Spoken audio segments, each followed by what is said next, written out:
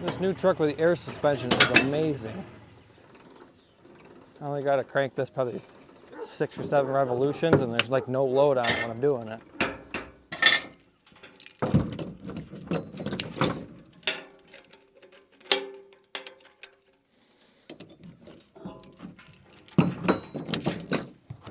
Welcome to Timberland Farms. My name's Anthony. Today we have the gooseneck trailer hooked up to my truck. I'm going to show you guys how to properly load and secure a piece of equipment or a tractor to your trailer. So today we're going to briefly talk about GVW, what it is and why you should know about it, what licensing requirements you might need to have when you're towing something like this set up here, and why I chose this exact setup. So we're also going to talk about different securement options between ratchet straps, chains, and binders. You have different options when it comes to binders. I'll show you what I prefer and how I prefer to chain and strap down my equipment. Before we get into everything, this is my 2021 SureTrack 30-foot with a 5-foot dovetail and a 25-foot main deck gooseneck trailer, and my 2018 Ram 2500 with a 6.7 Cummins turbo diesel. So here in the United States, we have all the GVW and stuff on the driver's side front of the trailer. It is located right here on this sticker. So this guy, you have a GVW of 15,000 pounds, and each axle rating is 7,000 pounds. Above it is the decal for your tire loading information. So they're 235, 80, 16 tires, and they're supposed to be inflated to 80 PSI. All 4 tires, including the spare. So when you're hauling a trailer, you also need your towing vehicles information as well. Like I have a 2018 Ram 2500 with the 6.7 Cummins, and on the driver's side of most North American vehicles, the GVW information is going to be in the door here on the driver's side. You open up the door. On these Rams, it's right here on the inside edge of the door jamb. So this total GVWR is 10,000 pounds. Gives me the tire size, the axle ratings, the front axle and rear axle. So when you have both of those numbers in your head, so the trailer is 15,000 pounds and the truck is 10,000 pounds, you add those two together and that's your gross combined weight rating. So in this instance, it's 25,000 pounds. I know for New York State and for Pennsylvania, if you're combined less than 26,000 pounds, you do not need a CDL in order to haul this kind of weight. If you have over 26,000 pounds, you need a CDL A in that instance, unless you're towing less than 10,000 pounds. If you're towing less than 10,000 pounds, but your combined weight rating is over 26,000 pounds, i.e. you're driving a dump truck, usually those would need a CDL B, and you could tow up to 10,000 pounds behind a truck that's GVW is, say, 35,000 pounds. So I picked this truck and trailer combination because it gets me 1,000 pounds below that 26,000 pound GVW maximum. Having a 10,000 pound GVW truck gives me lots of options for trailers. This one's 15,000 pounds and my gooseneck dump trailer is 16,000 pounds. So it maximizes how much payload I can actually haul. If I had a 3,500 Ram dually, the GVW, that's 14,000 pounds, meaning I can only tow 12,000 pounds behind my truck. So what does this GVW and gross combined weight rating mean when it comes to hauling something? So your gross combined weight rating and your GVW of the trailer and the GVW of the truck don't really mean anything for what you can haul, other than the fact that's the maximum your truck and trailer can weigh underneath the tires. Like if you drove over scales, that's a maximum that truck and that trailer can weigh. So obviously the truck has weight to it and the trailer has weight to it. This trailer is roughly 5,000 pounds and the truck is roughly 8,000 pounds. So you have to subtract the 8,000 and 5,000 from that number. So with that information, we subtract the 5,000 pounds of the trailer from our 25,000 pound combined weight rating. That gives us 20,000 pounds split between our payload and our truck. But then we have to subtract the weight of the truck as well at 8,000 pounds. Once we subtract that 8,000 pounds from the truck weight, that leaves us with a 12,000 pound payload capacity we could put on this trailer. I can't go any more in depth with that without having scales and everything, because you need to know about your pin weight, you need to know about your bumper weight if you're hauling a bumper pull trailer, because you do not want to overload your tongue weight, and you also want to have the proper percentage going onto the truck and proper percentage sitting on the trailer. So I'm not going to get into any more depth with that. There's a lot more information that you need to know when it comes to weights, but today we're going to be well underneath that payload capacity, so it's not going to matter as much as it does when you're at capacity.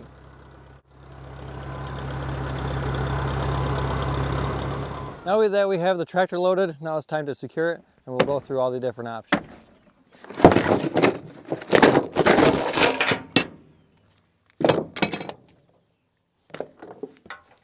So when it comes to anything heavy equipment, tractors or anything with sharp edges, I prefer to use a chain. So these chains, this chain here is a 3/8 chain. Overkill for this by far. Overkill for anything I'm going to put on this trailer, honestly. It's a grade 70 chain. But I'll go over the axle, hook it back to itself. I'll hop down. When you use chain, you can actually cross chain and have them touch without having to worry about any fraying. So I'll take this chain, toss it to the other side, repeat the process over there, toss the chain over here. So I'll give a tug on this chain, make sure there's nothing interfering with the direction of pull here. I'm going to go around this pipe spool. So these pipe spools, this is what these are meant for. Just wrap your chain around it, drop it through. That's what the rub rails are meant for. I'll take my chain, drop it through my rub rail, around my pipe spool, back over the top, and hook it to my rub rail, and I'll pull. Then you can grab your binder of choice. I prefer to use these lever binders. They are a lot faster in my opinion, but they are not as safe as having a ratchet binder. But for ease of maintenance, these things don't rust up. You don't have to worry about the threads getting galled up and rusty. So this is the option for me. They're just as legal as the other kind. You just have to make sure that you secure your lever end. So when I'm going to use this lever binder, I make sure I have two parts right here with the access laid out ahead of me.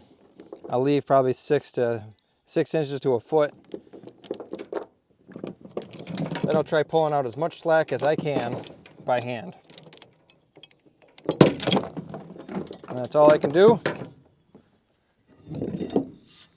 You go ahead and grab your pipe, pry down on it. Always give it a tap, so you know it's locked in place. Then I take a chain, pull that tight on there.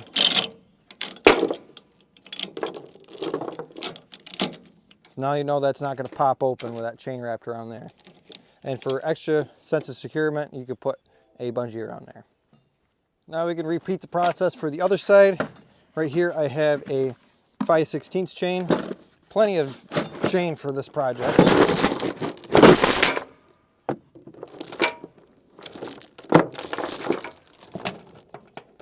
Repeat the process we just did on the other side. I always have the binder opened up away from me. It's easier to pull towards you than to push away from you. Pull as much slack out as we can. Now we're set. Good thing to know about these things, these chain binders, you can break a tooth, chip a tooth, lose a tooth from these things. You don't want this going anywhere towards your face. And we'll pull. Give that a tap. Take our excess.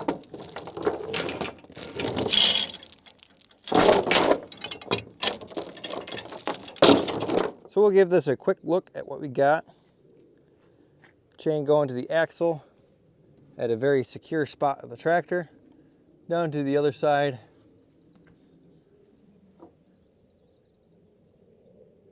Chained up around the axle on both sides. Down to the trailer. So we're here on the back of the tractor. We'll repeat the same steps we had up front with our chain binder. We got it hooked to our stake pocket of our rub rail. You could also go to our D-ring right here. We're just going to go here because I have grab hooks instead of slip hooks. A slip hook with a little latch would be perfect for a D-ring. Pull out all the slack I can.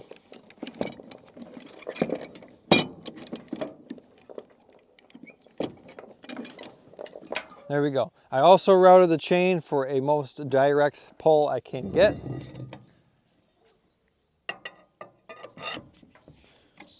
And put our bar on there. Pull that tight.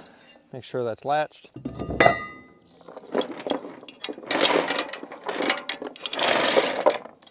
So now our back is secure on this side. You just repeat the step to pull the opposite direction. I think you get the point. I'm not actually hauling this tractor. I'm just loading it up to show you guys. So That'll be good enough. You repeat the same step to go the other direction as we did in the front. Have 4 points of contact.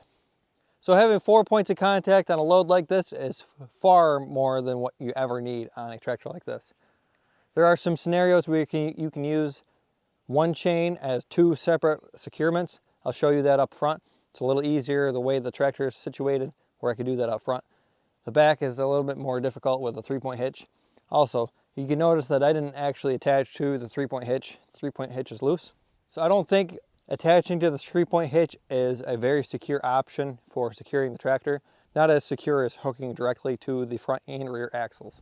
But since we did not connect the 3-point hitch here, and we have an implement on the back, this also needs to be secured. Any implement needs to be secured separate from the tractor. Just because this is attached to the tractor does not mean that this is secured on your trailer. I know I was saying that I was going to show you how to use ratchet straps on this, but on the back of this tractor, I do not see any option for securing on the back of the tractor with a ratchet strap. The only way I can think of doing it is if you got a shackle you can put here in your drawbar, and then you can attach 2 ratchet straps off of that. I don't have a shackle in order to put in my drawbar here, so I'm only using chain on the back. But we can put ratchet straps up front. I'll show you that too. Right here, I'll show you how to properly secure your 3-point implement. We're going to go over the top here.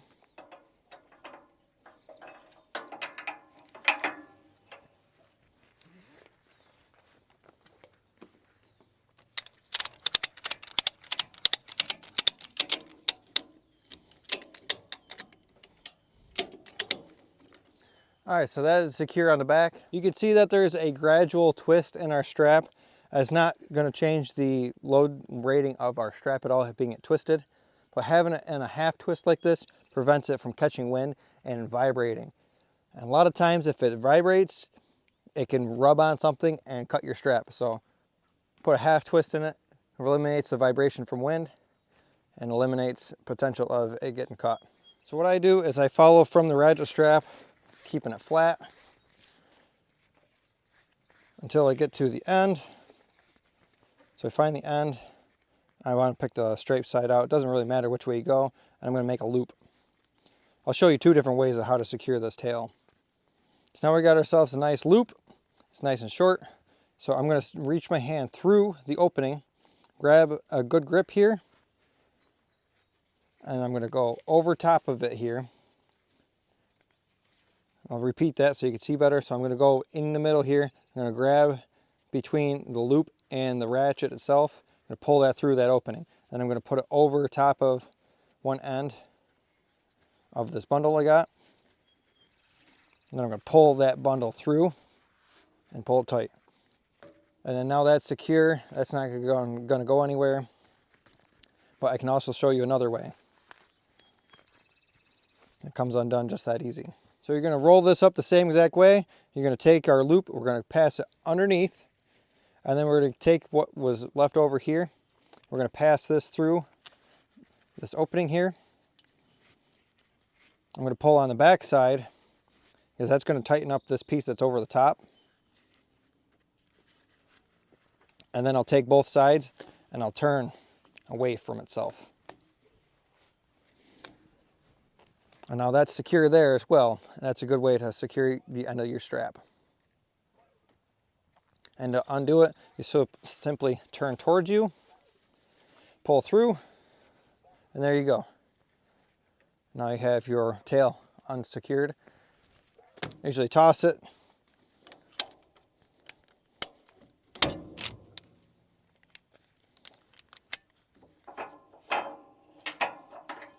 Now I can just hold the top end and walk and it'll feed itself through. How I restore my ratchet strap, since we're on this topic, I grab that hook end, I tuck that inside of itself, and I'll simply just roll it up.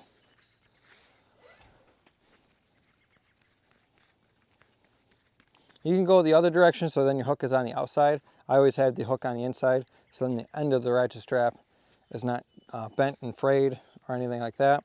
It's easier to get into the body of the ratchet.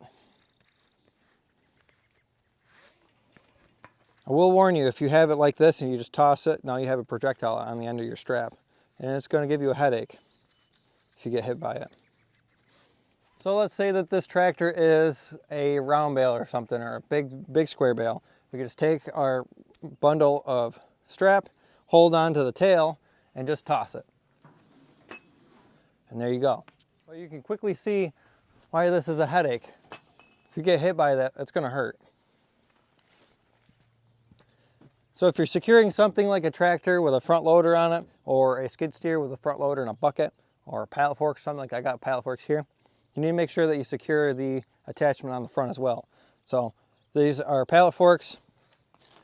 It's sharp on the top here. I just cut this off with a acetylene torch and never cleaned it up. But even if it was cleaned up, it's still going to be a sharp edge that you do not want your ratchet strap getting on there. It'll end up cutting it, ruining your strap. So in this situation, I'd be using chain. I welded grab hooks onto this pallet fork frame here, so I could just quickly throw a chain on there and tie down from there. But since this is a loose chain and obviously it's too short, we can't use this, but we'd have to put this away inside of a toolbox or something. You can't just let this ride on top there. Also, this is a slip hook and this is a grab hook. Grab hook is meant to grab in between the links of a chain. A slip hook is meant to grab onto a chain and slip. See how this is slipping? That's so it could tighten up on something like a log, or you're skidding logs or something, you can use it for that situation. Or if you have D-rings, these are perfect for D-rings. Up here, just grab a hold of a D-ring, and that's a nice form of securement right there. And some of the grab hooks, they have a little latch on here. Some of the slip hooks have a latch here, so you really don't have to worry about it going anywhere. But once you get this tied down, it should not move on you. Another thing to note when you're looking at hooks and stuff, hooking onto things, you do not want to hook onto them this way. If this chain breaks, it's going to come flying up at you. So you hook things this way, so when the hook breaks, it's going to fall away from you. You hook it like that, and this chain breaks, it's going to come flying up. We hook it underneath. If that hook breaks, it's going to fall down towards the deck of the trailer and not go anywhere. So what do I do on a tractor like this if I don't have access to chain and binders? Well, you could use ratchet straps, and I highly suggest using these big 2-inch yellow ones. These things are rated for 3,300 pounds. You can see that they're listed right on the strap itself, 33,000. You can see that it's listed right on the ratchet strap here, 3,333 pounds. So these are pretty stout for what they are, but they're not abrasion resistant at all. You have to be very conscious of where you're putting your ratchet straps so you do not get cut up. Once they get cut a little bit, it significantly reduces the payload capacity and working load limit of these straps. But let's undo all the chain and binders and use ratchet straps and show you guys. So we're gonna pop this guy open and you're gonna see this thing fly.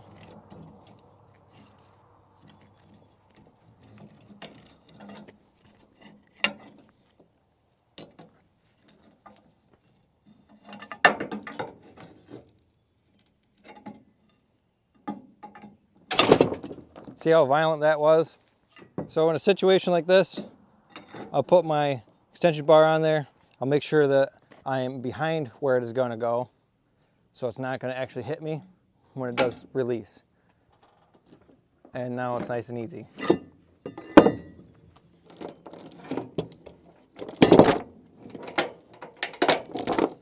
Say you're limited on how many chains, you don't have 4 of them. So like if you only have 2 of these 20-foot 5/16 chains, you can still do multiple points of securement off of one chain. I'll give you an example of that. So we're going to take our one chain, we're going to go around our pipe spool. So this is secured to the trailer. Now we can climb up there and wrap the other half to the tractor. So in a situation like this, you're trying to save as much of your tail, like we have right here, as you can. So you're going to have to be kind of close and personal with your chain binder.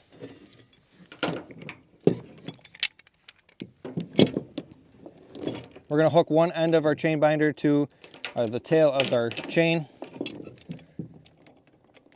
as far up as we can reach it. And then we'll hook our other half to we'll hook our other half of our chain binder to the chain that's secured to the trailer deck.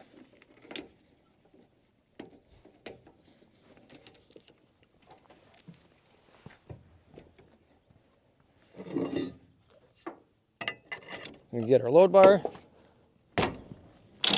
and secure that. So now we have this tail we can use for the other side. So I just hooked the chain through the axle the same way as on the other side.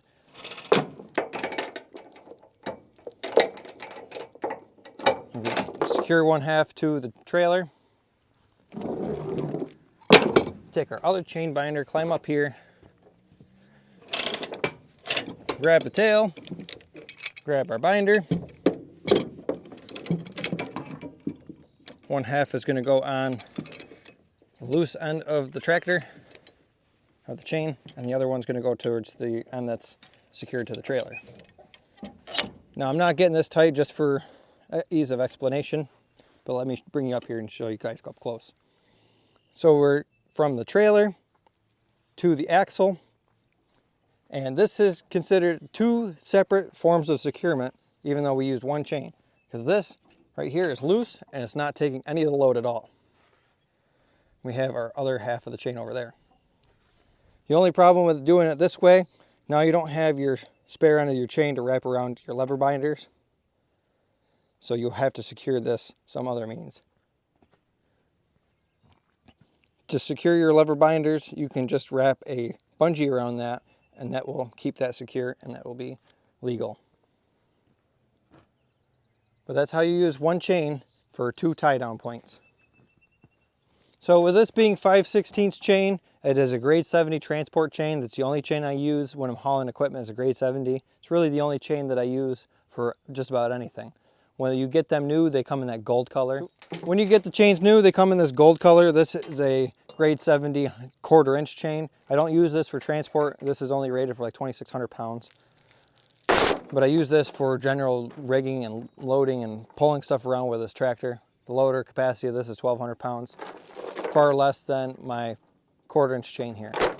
But with the 5/16 chain, having one here and one on the other side, these are 4,700 pounds of working load capacity each. And then our lever binder here is 5,400 pounds. Say this was a 3/8 chain. 3/8 grade 70 chains are rated at 6,600 pounds, and we had this 5,400 pound rated lever binder. Our whole system here is limited to 5,400 pounds. But we have two of them, so this brings us at 4,700 times 2. So 4,700 pounds times 2 just on the front here, that itself is 9,400 pounds.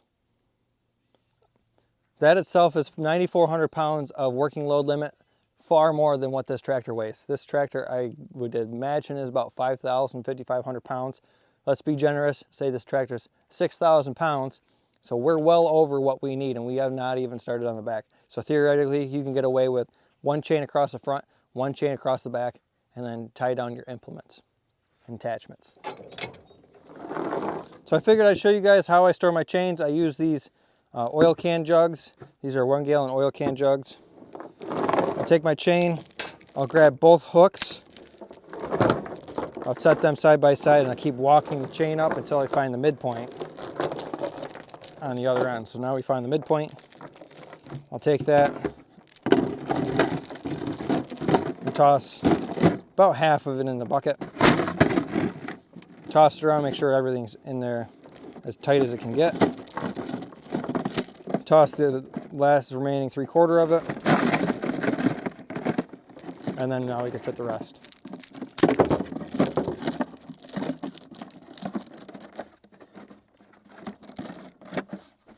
And now our hooks won't fall in. We can find our hooks easy. We know what size chain this is by looking at the hooks and all that. Nice and easy. But now you don't have to drag the chain or anything. You got a nice big handle here. Pick up the whole thing and carry it. And that's 20 feet of chain right there. So now we can move on if we have ratchet straps only.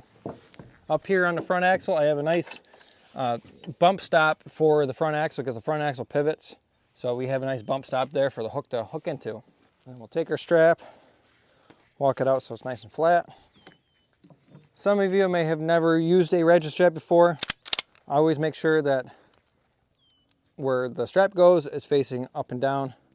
I'll take it right through it, over the top of it, and back over this way. Set up here, we want to make sure that it's not going to rub on anything.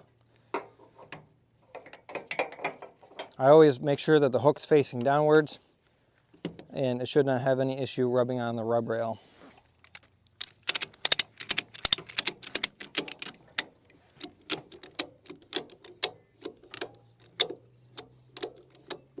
So there we go. Now that's secure. You could do the same thing like I just showed you on the back of the tractor for securing your tail, because obviously you don't need this much, but you might need it for another load in the future. So you don't want to just cut it off. And you can see how I got a quarter twist in this, so that's not going to vibrate in the wind and cause a tear if something is rubbing up against it. So another key point to have with these ratchet straps, you saw that we crossed our chains. We had one from this side going to that direction and one from the far side coming this way. So we crossed the chains. I highly recommend not doing that with ratchet straps, as they will rub. And when they rub, they fray, and when they fray, they significantly reduce the working load limit of the strap itself. So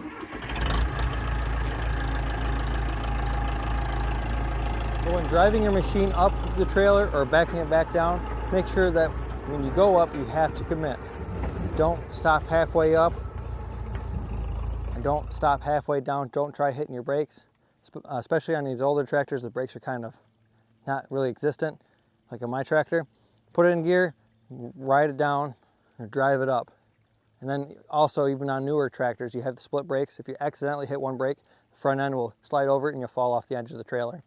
So just leave it in gear, let it do its thing. If you don't think that you're going to make it on the first try, then, like last ditch effort, try to recover it and return back down. But generally speaking, you want to make sure you're lined up nice and straight, drive right up and then park it. And then also when you go to back off of it, put it in gear and reverse off of the trailer, all one clean swoop. If you like this video, please hit that thumbs up button. There's many more videos like this.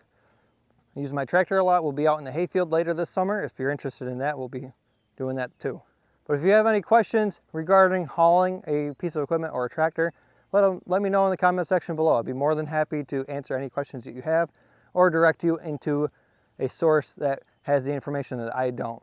I'm always looking forward to learning more as I grow as a person and grow as a farmer. But that's going to wrap it up today. Thanks for watching. I hope to see you guys on the next video.